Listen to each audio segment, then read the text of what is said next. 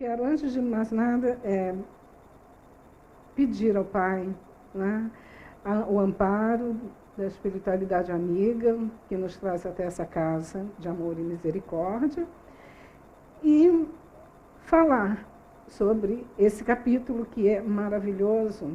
Mas antes de qualquer coisa também, eu quero lembrar que nesse ano de 2014, o nosso Evangelho está comemorando 100 anos da primeira edição.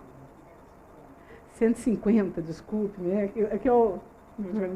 150 anos dessa primeira edição. E quando eu estava preparando isso, eu me lembrei de uma palestra do Dr. Haroldo Dutra Dias, em que ele, numa palestra, lembrando também desses 150 anos, ele lembrou uma historieta de Chico, em que um amigo em comum deles chegou e falou: Chico, o Evangelho já está ultrapassado. Imagina, o Evangelho fala de duelo. Aqui? Tá bom, filho? Pronto. O Evangelho fala de duelo e nós não temos mais essa coisa de duelo, né? Aí Chico, naquela mansidão que lhe era peculiar, que lhe é peculiar, falou: olha, Emmanuel está aqui me dizendo que não está ultrapassado, não. Que ainda existem os duelos mentais, e esses são os que nós precisamos observar. E ele diz ainda mais que o Evangelho só estará ultrapassado quando todos no planeta fizermos o que ele traz de exemplos. Aí sim ele estará arcaico, mas ainda servirá de alento. A primeira coisa que eu observei quando eu fui preparar a palestra foi que, para nós estudarmos, nós precisamos entender o que dizem as palavras. E a primeira coisa que eu me deparei é que Jesus fala sobre os chamados, poucos escolhidos. Ele começa logo com uma parábola da festa de núpcias. Aí eu pergunto, ele começa assim: o reino dos céus é semelhante a um rei. Quer dizer, ele compara o reino dos céus como um rei que, querendo fazer bodas para o seu filho, prepara tudo e chama todos. A primeira coisa, o que é bodas? Né? Aí eu lembro lá, bodas é festa de comemoração de um casamento. E aí a pergunta vem logo, né? Porque nós não estudamos sozinhos, apesar de nós acharmos que estamos sempre sozinhos, nós não estamos nunca sozinhos. A pergunta veio assim imediatamente no meu ouvido: casamento? Coisa fútil? Casamento? O que é casamento? Casamento, aí eu fui, casamento, o que é casar? É unir. Não importa o quê. Você faz um casamento de uma folha com outra, certinha, né? Você faz um casamento de ideias, você faz um casamento de propósitos. Então, é esse o casamento. E aí o casamento fica mais fácil, inclusive, quando a gente vai às palavras e procura entender, porque aí fica mais fácil de entender, inclusive, o sentido da parábola. Quando ele coloca essa questão da festa que o rei procura fazer, né? E aí eu vou transpondo isso aí, quando Jesus veio e nos colocou como se fosse um banquete, através das suas ações, das suas atitudes, todas vamos dizer assim, os propósitos de como nós podemos pensar o bem, fazer o bem, olhar o próximo, porque ele disse: só duas coisas precisamos fazer verdadeiramente: amar a Deus, acima de todas as coisas, e ao próximo como a nós mesmos. E como que nós podemos fazer isso? Só observarmos o que está nessa parte de moral que é o Evangelho. Porque hoje nós sabemos, nós já temos, a nossa intelectualidade já foi extremamente, vamos dizer assim, trabalhada. Hoje nós já sabemos o que é certo, o que é errado. Fica difícil fazer sempre o certo, porque nossa cabeça, a nossa vaidade, o nosso egoísmo, o nosso orgulho, muitas vezes assim, não, peraí, agora deixa eu pensar em mim. Né? Mas ainda já temos a noção, a nossa consciência já nos cutuca e diz assim, não é bem assim. Mas aí a gente tem e diz assim, não, peraí, eu quero, eu posso. Né? Muitas vezes não devo, mas... E quando nós nos damos, vamos dizer assim, ciência disso a nós mesmos, aí nós entendemos as desculpas que foram dadas ao rei, quando disse, não, eu já estava com uma viagem marcada já há dias, ou, não, eu tenho trabalho, não dá para fazer, não dá para ir até a comunidade lá com a Cândida, não.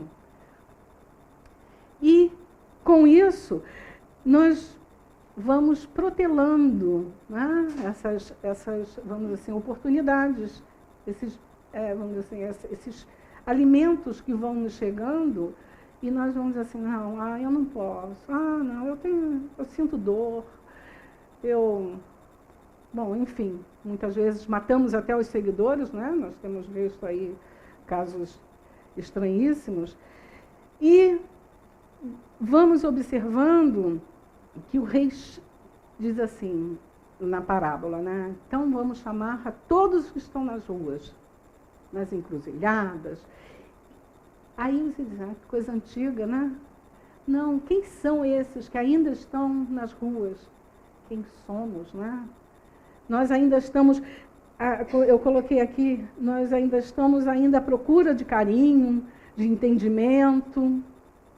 Somos nós mesmos que ainda estamos nessa carência.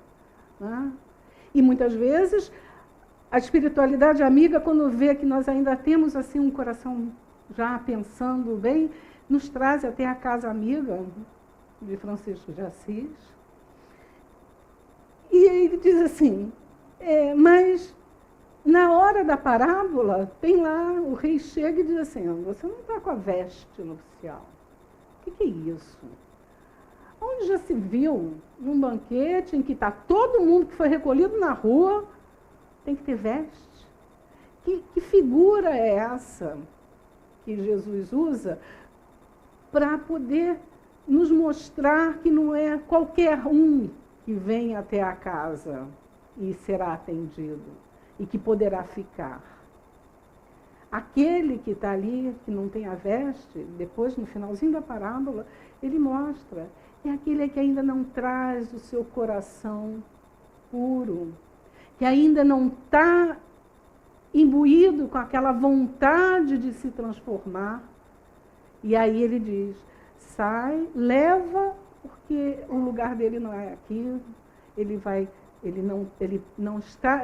como ele diz, vai ter os choros e ranger de dentes. Aí ficamos falando, caramba, isso é justiça? Isto é amor? Não, dentro do nosso desenrolar do estudo, nós vamos observar que quando nós ainda não estamos com a veste nupcial, é porque nós não queremos. E por isso nós sofremos. O caminho para seguir é reto, mas nós cismamos em pegar um atalho, que achamos que muitas vezes é atalho, e aí eu lembro também, uma palestra também do Haroldo, que ele diz assim, se você segue um caminho errado, é como se você estivesse colocando taxinhas no chão. E você vai ter que retornar. Vai retornar e vai pisar nas taxinhas que você deixou. Por isso, aí chora. Chora porque dói. Imagina. E ainda lembro que quando nós temos uma reta a seguir, fazemos isso, o ato de fazer a volta leva tempo e muitas vezes dor. Tá?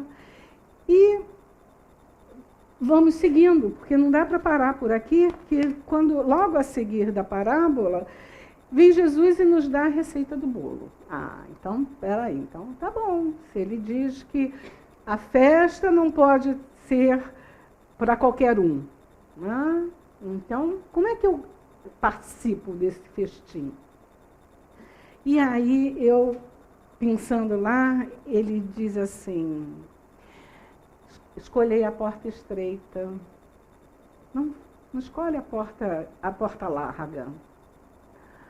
Porque larga é a porta da perdição. Aí, caramba, porta larga, realmente é ótimo, né? A gente passa, não tem porta larga, quer dizer, não dá trabalho, nós não precisamos nos preocupar com ninguém, não vai pisar nem no pé do outro, vai passando. Mas por que a porta estreita? Porque a porta estreita nos faz pensar, raciocinar. Uma coisa que é muito interessante, que para quem é novo na doutrina, se prestou atenção lá na introdução do Livro dos Espíritos, está escrito lá, fé raciocinada. Se pegar o Evangelho, é lá, fé raciocinada. E é o que menos a gente quer fazer. Muitas vezes, chega para o colega e fala assim, o que é mesmo, hein? Diz aí para mim. Não quer nem pensar, quer que o outro diga para você o que você tem que fazer. Eu estou falando por mim mesmo. Muitas vezes, uma preguiça de ler alguma coisa. O que é? Deixa eu ver se alguém já leu. Por que isso? Porque eu ainda sou preguiçosa, ainda quero que os outros façam por mim. Essa é a porta da perdição. Porque quando eu acredito no que estão me falando, acabou. Fizeram a minha cabeça, e aí, se eu me danar, vou botar a culpa naquele que me falou? Não, vou botar a culpa em mim mesma que acreditei. Eu não raciocinei. E hoje, mais do que nunca, gente, a espiritualidade vem enfática nisso. Manuel Filomeno de Miranda, no Nova Era, né? Esplendor da Nova Era, ele, Despertar da Nova Era, ele diz, ficarão aqui aqueles que já pensam bem. Pensam, não é o que faz, não. O que consegue pensar o bem. Pensar o bem. Não adianta fulano ou ciclano pensar. Eu preciso pensar. E o pensar é uma coisa fisiológica. Exige do meu organismo oxigênio e glicose. Eu preciso estar atenta para pensar. E essa atenção é que vai me fazer refletir sobre as coisas. E se eu já quero chegar ao reino dos céus, eu preciso pensar direitinho e eu vou perceber que o caminho não é realmente pela porta larga. Dentro dessa questão, eu vejo, né, que aí eu já vou entendendo porque muitos os chamados, poucos os escolhidos. Porque todos nós, hoje mais do que nunca, a mídia em geral, ela já está universal. Ponto. Né? Eu estava brincando com a Cândida, porque eu não tenho Facebook. Porque essa coisa do muitos os chamados, poucos escolhidos, comigo eu tremo. Porque a quem muito foi dado, muito será pedido. E eu já tenho telefone, eu já tenho e-mail, eu já tenho... Ainda mais o Facebook. Meu Deus, eu não vou dar conta. Então, eu preciso ainda, eu me sinto ainda muito, vamos dizer assim, constrangida em ter que dar respostas a tudo. Eu preciso estar atenta para dar essas respostas.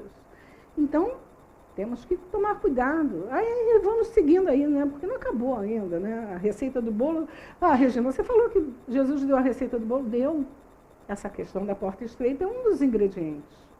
Aí Mateus, nas histórias que Jesus contava, ele botou lá no capítulo 7, versículo 21 até acho que 27, 28, ele põe lá que Jesus falou: nem todos os que dizem Senhor, Senhor, entrarão no reino dos céus, mas apenas entrará aquele que faz a vontade de meu Pai que está nos céus. Outro ingrediente que é meio esquisito, né? Quer dizer que eu digo, meu Deus, eu não vou entrar no reino dos céus? Não. Porque não adianta da boca para fora. O que adianta é o que está aqui no seu coração. O que eu trago dentro de mim, a vontade que eu tenho. Porque vontade é energia. Quando nós temos vontade, as coisas vão se modificando de acordo com a minha vontade. Porque se vontade é energia, tudo que é, vamos dizer assim, na mesma sintonia vai se aproximando. Então eu preciso ter a vontade. Não basta eu só ficar falando que eu acredito no Pai. Não basta eu ficar falando que eu tenho fé. Não basta eu ficar dizendo para vocês, não, olha, o reino dos céus é uma coisa muito boa. Não adianta. Eu tenho que sentir, eu tenho que ter essa vontade dentro de mim. E essa vontade dentro de mim é que vai modificar muita coisa à minha volta. A candidata estava falando que ela já tem retratos de antes e depois lá da comunidade. Isso foi a vontade de fazer o bem em conjunto que conseguiu materializar aquilo lá. Porque a materialização, os milagres acontecem a todos os dias, a todos os momentos, dependendo das nossas vontades. Isso está lá na Gênesis. E não é milagre nenhum. É apenas materialização da nossa vontade que acontece. Por isso, Jesus também falou para a gente, orai e vigiai. Olha teus pensamentos. E quando, eu botei até aqui, aquele, pois, que violar um desses menores pensamentos e que ensinar aos homens a violá-los, você pode ser um homem íntegro, mas aí você vai dando umas dicas para os outros que não são as melhores coisas. Esse também será tido como o último a entrar no reino do céu. E aí, é uma coisa que diz, Jesus só falava parábolas. Não, isso aqui para ele, na fala de Jesus, é uma coisa muito clara, muito direta. Nós é que fazemos questão de dizer assim, como é que é? Não entendi. Eu dentro da minha profissão, eu trabalho muito com adolescente, então eu falo assim, nossa, realmente nós ainda estamos saindo da infantilidade espiritual, estamos na adolescência. Eu é que sei. Que foi? Nós fazemos isso. Está na hora de fazer o bem? Não, peraí, agora deixa eu pensar em mim um pouquinho. E já está passando o tempo. Aqui ficarão as pessoas, os espíritos, que já são maduros o suficiente para pensar o bem. E as casas espíritas, as casas religiosas em si, elas estão voltadas para isso. Todos os credos, todos. Tá? Eu digo isso porque eu trabalhei numa casa que era salesiana, era católica, e tinha reunião. Eu sabia disso, porque a diretora vinha, nós conversávamos muito sobre... Todos os anos, lá na Palestina, tem uma reunião em que tem a reunião de todos os chefes dos credos, todas as igrejas. Espíritas, protestantes, católicos, muçulmanos, do Islã, todos. Justamente. E foi quem, por exemplo... adepto do budismo, sabe, foi aberto a ciência de tudo para todos. Antigamente, ler o Bhagavad Gita era proibido para quem não fizesse parte do meio. Hoje, eles estão doando o livro. O conhecimento da espiritualidade em si, qualquer que seja, em qualquer âmbito, porque a espiritualidade vai se servindo das mentes boas para passar o bem. E agora foi isso na entrada do milênio, do terceiro milênio, foi a ordem. O conhecimento precisaria ser passado para todos, porque todos que aqui estamos, tá, já temos condições de entender essa questão do bem, essa questão do olhar o próximo. E dentro disso, aí quando nós olhamos a parábola do Muitos Chamados, Poucos Escolhidos, nós falamos, caramba, é isso.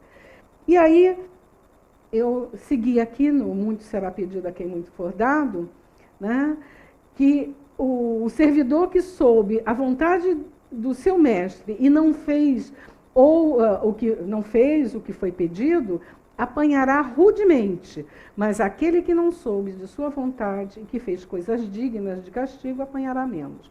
Outro ingrediente do bolo. Quer dizer que se eu já sei alguma coisa, eu vou ser chamado a atenção por Deus? Não, por nós mesmos. A nossa consciência vai ficar martelando. Você fez, mas não foi certo.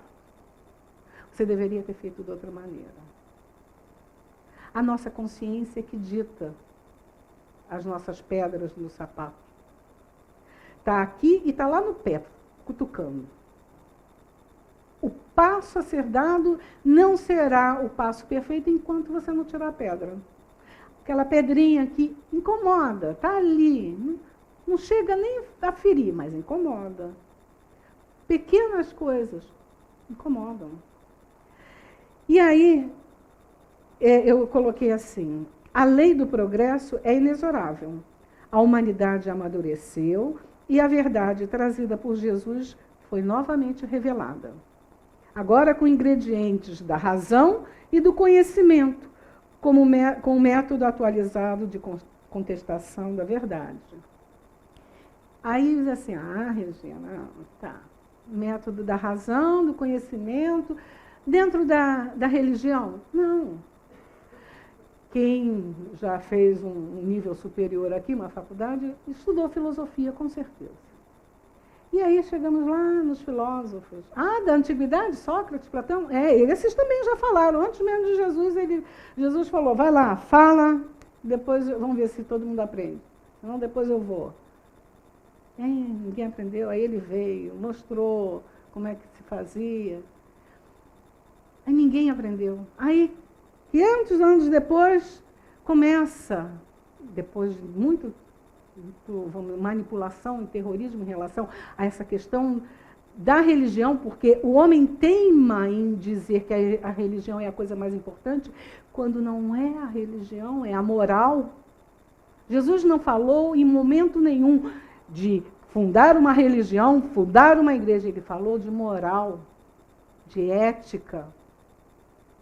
E como nós somos espíritos ainda imorais, ainda antiéticos, nós não queremos olhar isso. Ficamos criando esse terror. Lá criamos até um momento, uma era histórica, que é a do obscurantismo, da Idade Média, e passamos segurando lá, ninguém podia ler livro nenhum de conhecimento, porque o conhecimento esclarece, ilumina. Era proibido ler. E aquele que aprendia a ler e escrever, aprendia a ler e escrever o que eles queriam que fosse lido e escrito. Aí, mas a espiritualidade sabe, vamos deixar, vamos ver.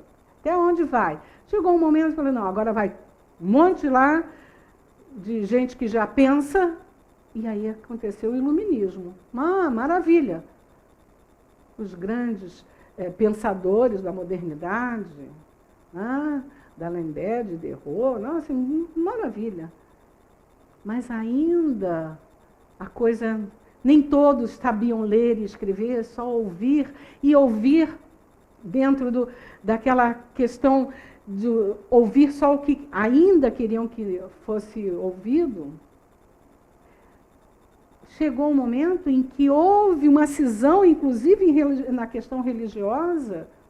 Lutero disse, não, vamos acabar com essa questão de cobrar essas indulgências, de cobrar tudo, vender relíquias. A religião não é isso. E fomos seguindo. E aí vieram mais outros pensadores. E tem um que eu amo de paixão, que é Kant, em que ele fala da lei moral. O homem, na sua ética, só através da moral. A moral kantiniana é fantástica. E se aproxima assim, com Kardec. Então, é através da filosofia e de Kardec em que a gente vai observando que esse esclarecimento nos chega a todo momento.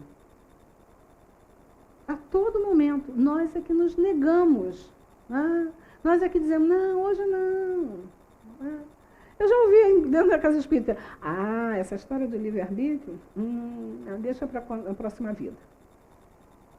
Eu já ouvi isso. Falei, caramba, a próxima vida, de repente, não vai ser nem aqui. Né? Aí, eu coloquei aqui, né? Agora, com os ingredientes razão e conhecimento, um método atualizado de contestação da verdade, né? Isso feito através dos filósofos Kant, dos espíritos, através de Kardec, né? E vamos ver aí a fé raciocinada proposta à humanidade. Veio em todos os locais, em todas as classes, para todas as pessoas. Nós não podemos reclamar.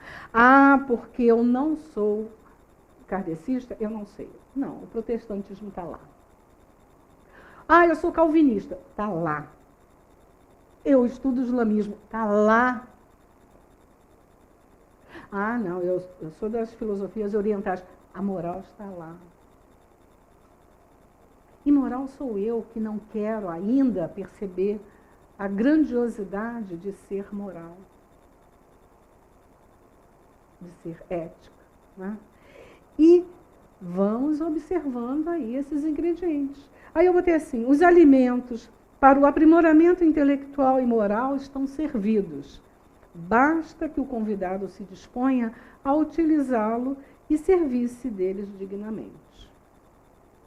Essa questão da dignidade é uma questão kantiniana também, né? A dignidade, ele põe na mesma linha do dever. E aí a gente abre o Evangelho e está lá, o dever. O dever é uma coisa... não, dever, eu tenho... A garotada fala que é o verbo tem que, né? Eu tenho que? Não, você deve. É diferente. Então, eu coloquei aqui, aqueles que por negligência, indolência, mantiveram-se apáticos, esquálidos, desnutridos, não buscarem, esperarem a ser servidos, sofrerão inevitavelmente a consequência da falta de atitude, uma vez que os que aproveitarem das benesses oferecidas sublimar-se-ão. Aí nós vamos entender por que uns, que apesar de não serem tão afortunados na questão do dinheiro, mas são felizes. Né? Ainda há aqueles irônicos que falam assim, olha, não tem nada, ri de quê? Ri porque é humilde. Humildade... Para quem gosta de saber o significado das palavras, muitas vezes a humildade está ligada à questão da liberdade. Quando você é humilde, você não deve nada a ninguém, você tem o poder e o direito de falar. Quando você é humilde, você é livre. E a liberdade maior é quando você tem dentro de si mesmo essa liberdade. Então, eu coloquei, para dar sequência nisso, eu botei assim, os demais permanecerão imantados ao seu padrão de pensamento na companhia dos seus semelhantes, voltados, como eles, para a preguiça, a ignorância, que provocam dores e sofrimentos, quer dizer, provocam o ranger de dentes. E essa questão da preguiça, ela é mas tão forte, tão importante nós entendermos, não, eu não sou preguiçosa. Não, eu só não tenho vontade. Joana de Ângeles, a primeira coisa que ela coloca lá no livro Conflitos Existenciais, porque é a doença da modernidade. Vamos convir que todo mundo precisa de um Rivotril para poder dormir, porque senão não consegue. É a preguiça. Aí eu tenho o meu lado irônico também, que ainda não... Eu sou reles mortal, aprendendo, estudando. Me vem assim à mente, é preguiça mesmo, é uma coisa séria. A preguiça da depressão mesmo. Põe a vassoura na mão de uma pessoa, para ver se ela vai ter depressão. Diz para ela que se ela não plantar e não comer, ela vai ter depressão. Não, ela tem que ir lá plantar, fazer. O movimento. Nós precisamos observar que vida é movimento. Gente, o universo não para de girar. É que nós não percebemos o tamanho do nosso planeta, apesar de ser um planetinha, ele é grande o suficiente para a gente não perceber a velocidade que ele gira. Gira de uma maneira tão veloz que em menos de 25 horas, em 24 horas, ele completa uma volta e forma um dia. Imagina o que o nosso universo. As nossas células também vibram. A ciência oriental já tem isso sabido há muito tempo. O que é a acupuntura? Se alguém já fez acupuntura aqui, já deve ter perguntado ao médico, por que essa agulhinha vai me deixar melhor? Porque a agulhinha vai lá onde está a energia parada e faz ela se movimentar. Porque energia parada provoca dor. Como é que é isso? Veja uma água. A água está em movimento, tá bom. Parou, o que acontece? Cria bicho. Apodrece. Movimento é vida, movimento é a energia circulando. Energia. Feng Shui diz que eu tenho que doar, tenho que fazer um desapego para poder movimentar a energia na minha casa. É isso mesmo. Os orientais, eles já sabiam isso há muitos e muitos anos, antes mesmo dos ocidentais. Tanto que os ocidentais vão achando que é moda, né? É coisa nova. É uma coisa nova, Feng Shui, né? Não, vamos fazer. Não precisa você saber disso. É só você ter a consciência de que você pode olhar o seu próximo. Jesus já trouxe isso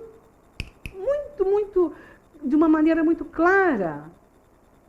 Quando você faz esse movimento de dentro para fora, de observar, de emprestar seus ouvidos para quem está angustiado, de movimentar a energia daquele que está com a energia aqui paradinho, isso já é uma caridade. Né? E aí, daqui a pouco a Cândida vai mandar calar a boca. Eu botei aqui sobre a questão do dever, né? Eu botei aqui, fica claro, o princípio máximo da lei moral, que é o dever. Ele exige o conhecimento das regras. O dever exige. Eu preciso fazer, mas eu tenho que saber como fazer. Né? E aí, lá no Evangelho está lá, Lázaro, né, nos mostra que o dever é a lei da vida. O dever íntimo do homem é governado pelo seu livre-arbítrio. Aguilhão da consciência, guardião da integridade interior, e o adverte e o sustenta, mas permanece muitas vezes impotente perante os enganos da paixão. Regina, como é que é isso? É porque nós somos ainda aquele bichinho, né? Eu gosto muito de brincar com isso. Eu me lembro do Sérgio Nobre, que ele diz assim, nós estamos muito mais próximos ao orangotango do que ao homem em si, porque nós ainda agimos por instintos, as nossas sensações é que valem. A minha paixão é que faz vibrar. Paixão é diferente de amor. Paixão cobra, paixão suga. Amor doa, amor espalha. Quando nós estivermos com dúvidas em relação a isso, o que eu quero? Eu quero só para mim ou eu quero para todos? Aí volta novamente a questão filosófica de Kant, né? Enquanto eu estou olhando só para mim, ainda que este copo, esse vaso aqui, eu lavo e deixo ele limpinho, bonitinho, eu estou fazendo isso para mim ou para todo mundo? O dia que eu me descobri fazendo para todo mundo, que legal, estou chegando lá. Mas nós estamos aprendendo, né? E aí eu botei aqui, o dever reflete na prática todas as virtudes morais. O homem que cumpre o seu dever ama mais a Deus que as criaturas, e as criaturas mais a si mesmo. É ao mesmo tempo juiz e escravo em sua própria causa. Isso não é fala minha não, é de Lázaro que ele fala lá. E para terminar, né, a parte do Evangelho, que ele diz lá, será dado àquele que tem e retira-se daquele que não tem.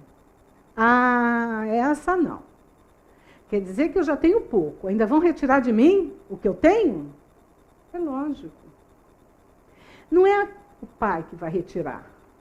É aquela história da energia parada.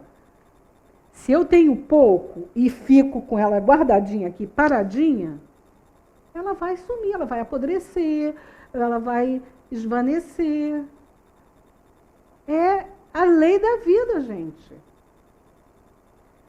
Nós lembramos lá, Lavoisier, na natureza nada se cria, nada se perde, tudo se transforma. Temos que observar isso. Aí, eu ainda coloquei assim, o pai encoraja os esforços daqueles que tendem para o bem, que querem já começar a pensar o bem. Esses esforços são como o ímã que atrai as melhoras progressivas.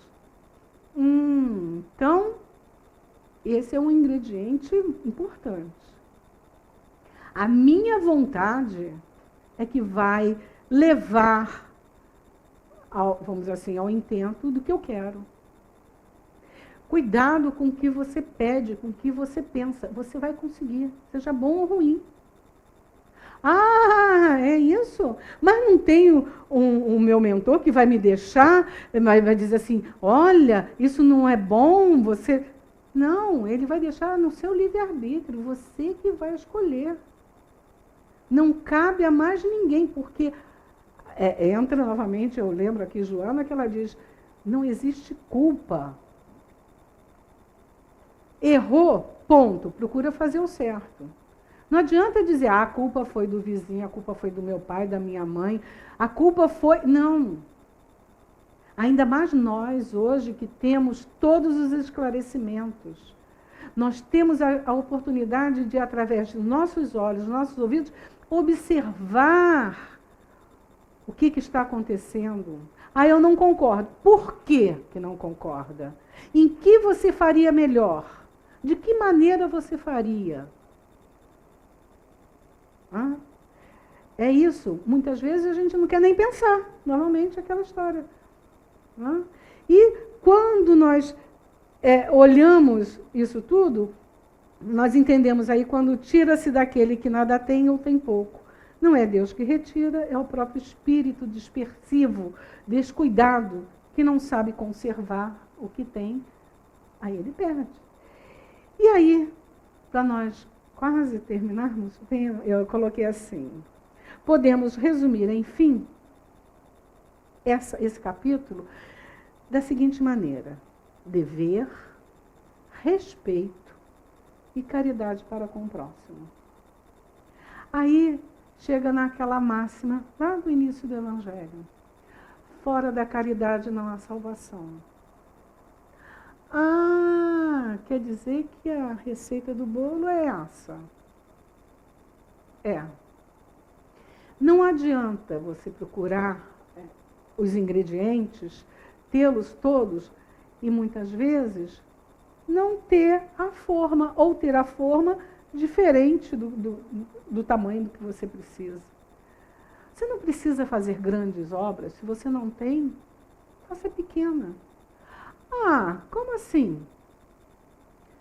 Empreste seus ouvidos, chegue até um abrigo de idosos. O que mais tem é idoso querendo falar e não tem para quem ouvir. Vai até um abrigo de crianças, conte uma história. Ensine a fazer alguma coisa. Eu não sei, não tenho nenhuma habilidade. Então, sabe falar? Leia um livro. Experiência? Leia um livro, mas não conta o final da história. Se o livro é grande, conta só um pedacinho. Ah, vamos para outra. Na outra semana nós escutaremos mais um pouco, mas vamos ver o que nós entendemos disso que nós acabamos de ouvir. É dar a oportunidade, incentivar o pensamento.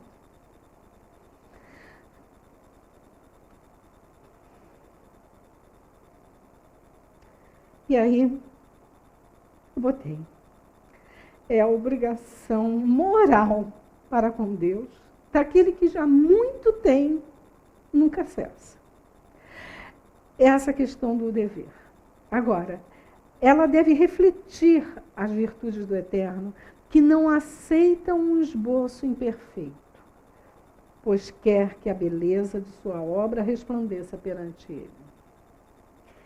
Ah, então quer dizer que eu não posso fazer só um pouquinho? E aí, fazendo um pouquinho, eu não vou para o reino dos céus? Não. Você tem que fazer tudo. Tudo o que você puder. Essa história diz assim, eu sou boa de vez em quando. Não adianta. Eu me arrependo de vez em quando. Não, tanto mais. Nós precisamos verdadeiramente procurar o caminho. Mas olha só, eu não estou preparado para ser um Jesus na vida. Não, mas estamos nos preparando. E se nós não dermos o primeiro passo, não acontece. Eu espero que tenha sido útil. Já está na hora. Eu agradeço a todos. Desculpa pelo choro, né? Porque realmente é uma coisa que me encanta, me emociona. E eu peço à espiritualidade amiga, ao nosso querido Francisco de Assis, que nos ilumine sempre, nos imbua do amor do Pai, para que sejamos capazes de seguir adiante. Obrigada.